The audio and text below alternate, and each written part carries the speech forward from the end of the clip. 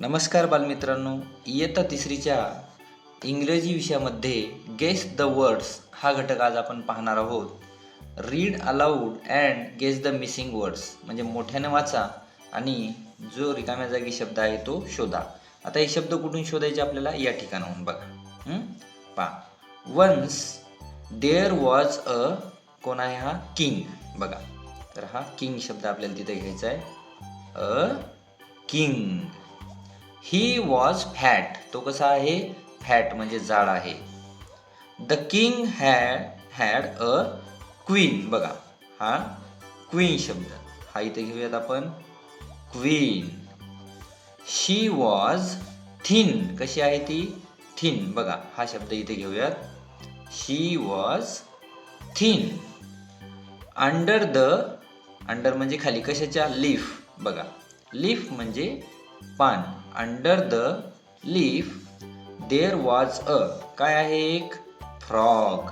पहा या ठिकाणी there was a frog. The frog saw a. फ्रॉगने एक पाहिला. काय पाहिला? रॅबिट. बघा, फ्रॉग सॉ अ रॅबिट है ना. There were 3 goats. किती गोट्स आहेत? 3 गोट्स. Near the gate. गेटच्या जवळ. 2 ऑफ देम वेअर. 2 कशा आहेत? व्हाईट. कशा आहेत? व्हाईट. बघा, आणि 1 वॉज एक कशी आहे? ब्लॅक. 1 was black.